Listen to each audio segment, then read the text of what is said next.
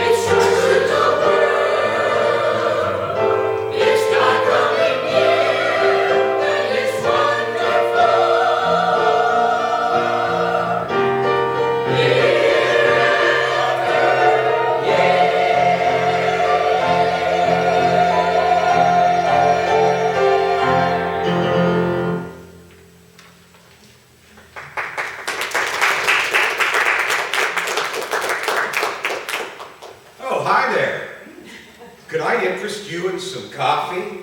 Maybe hot chocolate to keep you warm? Shouldn't be too cold out here tonight, but still, Something toasty to wrap your hands around is always good. Now, if this were summer, well, I'd offer you ice-cold lemonade or ice cream. I'm here in our little town square pretty much year-round. I carry whatever the season calls for. Everything from sparklers and balloons for the 4th of July to these Christmas star beamers. Since I retired from my full-time job, this is a great way to make extra money. The other perk, well, aside from the fresh air and exercise, is watching the people. I get to know them pretty well. The ones who eat their lunch here every day, the ones who are just catching a breather from the hospital down the street, and the ones like that poor woman over there. We're getting ready for our annual town Christmas extravaganza, and she's the stage manager. Doesn't look like she's having a wonderful time right now, does it?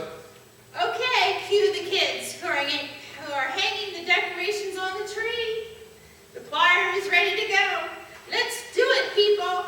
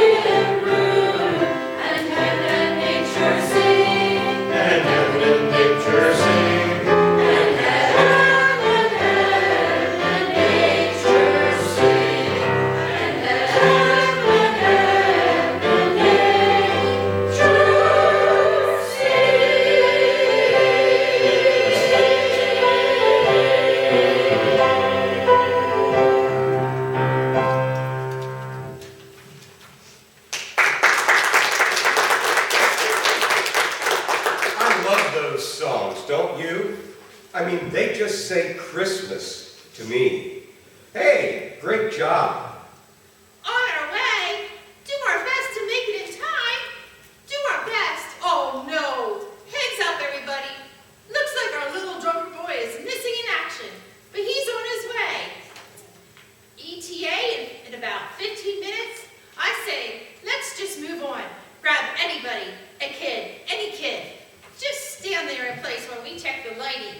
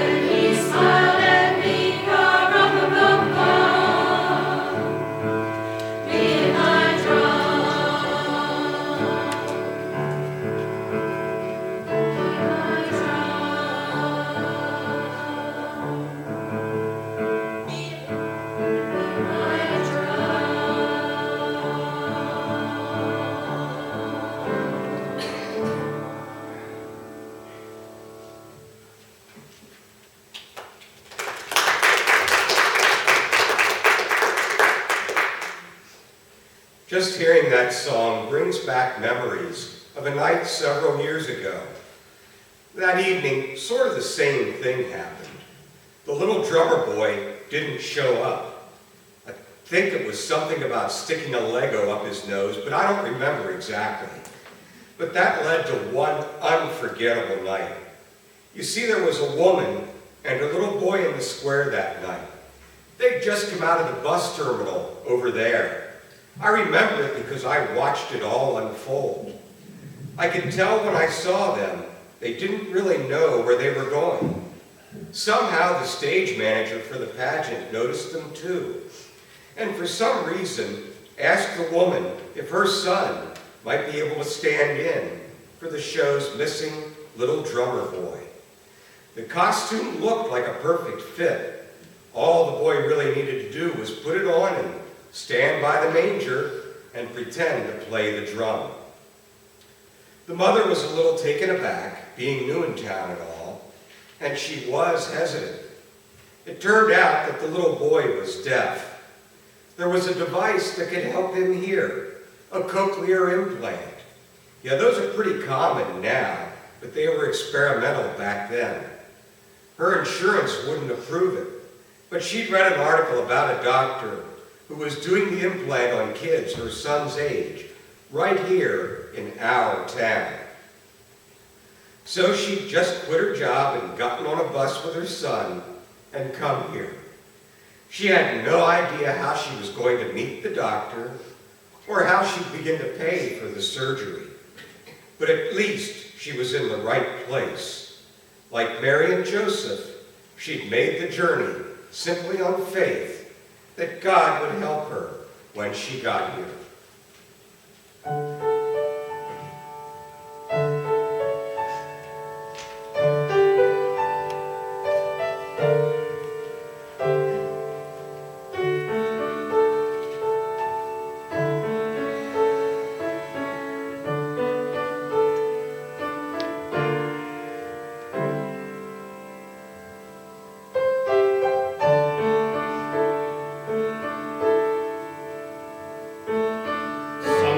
Faith will bring you to trust the promise that's illogical. Sometimes faith will lead you to cling to hopes that seem impossible. So often faith looks foolish and leads to the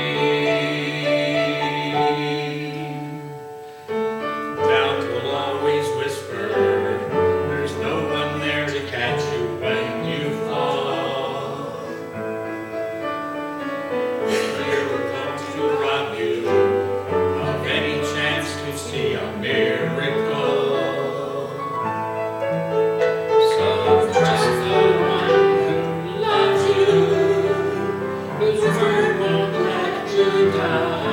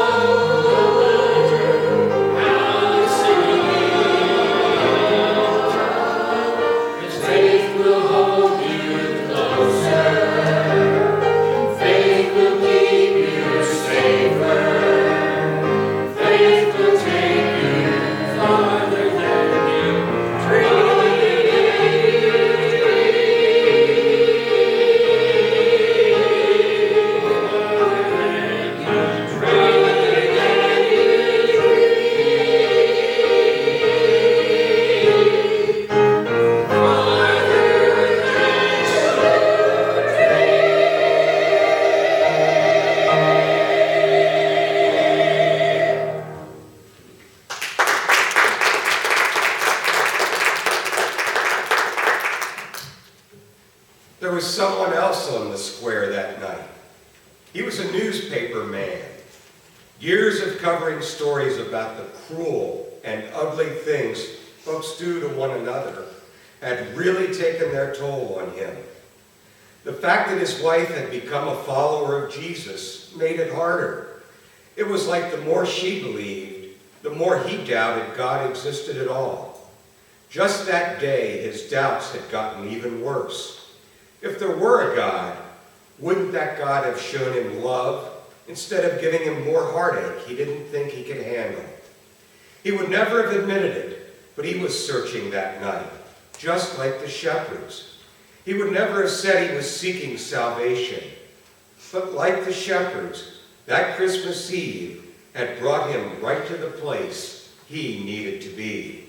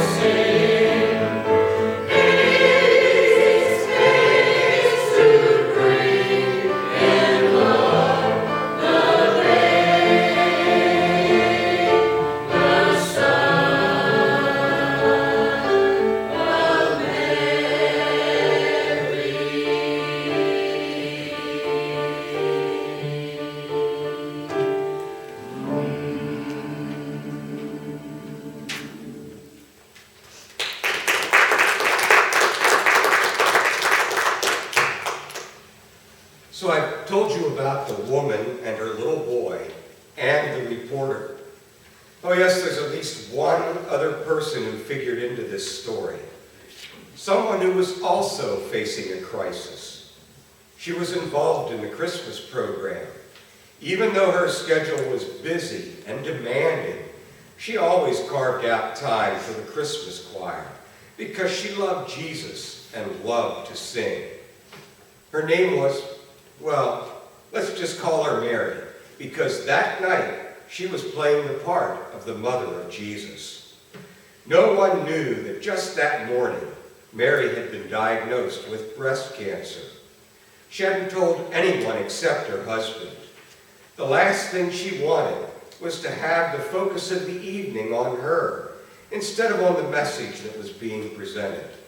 So she smiled as if nothing were wrong, and sang, just like she always did, knowing that in the days ahead, she would be facing chemo and surgery to save her life.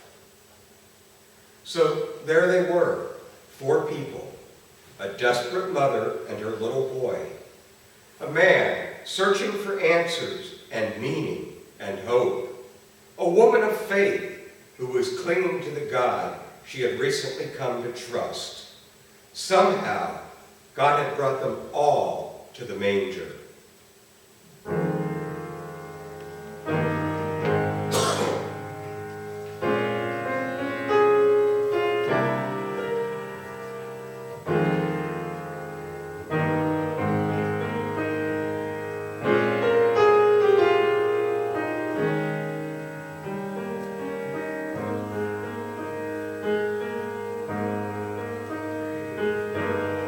Your tiny hands, such stars.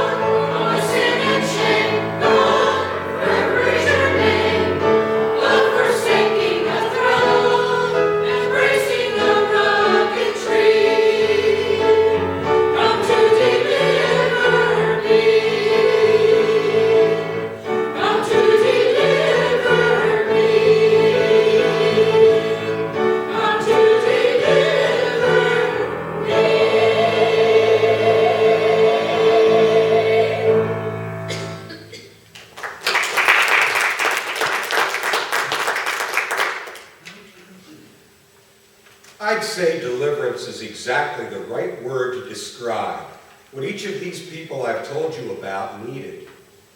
After the scene at the manger was over, Mary took the little drummer boy by the hand to make sure he got back to his mother. The two women began to talk, and the story about the little boy's need for the cochlear implant all came out. Mary listened intently and then disappeared into the crowd. Now that reporter, he had overheard the conversation between the two women. And then, even though he considered himself hard-nosed and completely objective, he couldn't help but track down Mary to talk to her. He knew her, maybe better than anyone else. You see, Mary was his wife. The busy schedule she kept was as a celebrated surgeon at the local hospital. The very surgeon that little boy's mother had come to find. Big coincidence, huh? So now the reporter asked Mary, "What are you going to do?" She just smiled and said, "I'm going to give that little boy the surgery he needs."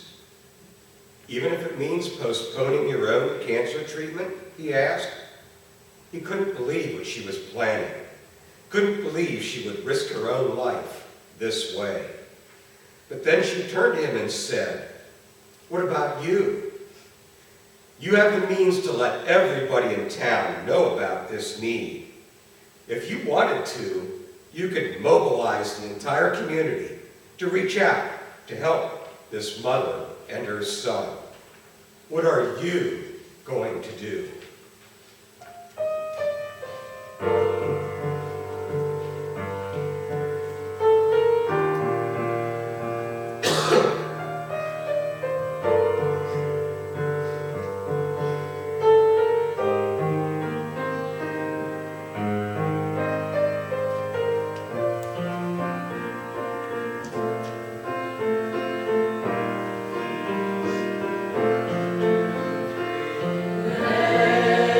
Let there be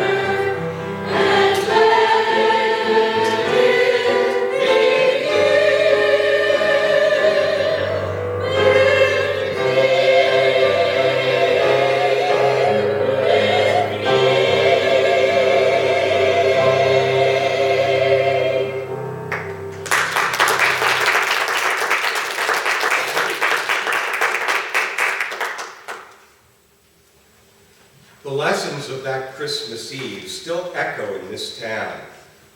The doctor did postpone her own treatment long enough to perform surgery on that little boy.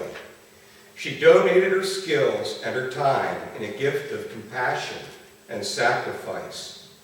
Her husband, the cynical reporter, he ended up writing the story just the way it unfolded in front of him. And because of that, the whole community came together to give every penny needed for the boy's hospital care. In the end, he was able to hear. He and his mother settled down here and are part of this community today. Oh yes, the story is well known in these parts. People refer to it as the miracle on the square. Maybe because that's the title I gave it when I wrote it as a feature in the local newspaper. The funny thing is, to me, the biggest miracle was how God, moving in and through the hearts of people, broke down the walls this hard-bitten reporter had built up, and he changed my life that Christmas. What happened to the doctor, my beautiful wife? Well, you can ask her yourself. Did I get here in time? I think they just finished practicing that last song. As you can see, God healed her, and she made a full recovery. I retired from the newspaper business a few years back. Now I spend all the time I can raising money for other kids who need surgery they can't afford. In fact, if any of you would like to purchase a cup of coffee or hot chocolate, or maybe one of these snazzy Christmas star beamers, well, that's where all the money goes. Oh, good. You made it. We're about to start. Seems this year's little drummer boy has arrived just in the nick of time. Another drummer boy crisis? It's like it happens every year. Did you remember to bring the drum? Got it right here. You all ready, buddy? Grandma's so proud of you. Did you know that your daddy played this part on this very drum the first night he and I got to this town? He did. So you do it just like your daddy did that special night, and you'll be fine. Mom and I will be out front watching. Love you, son. Have fun.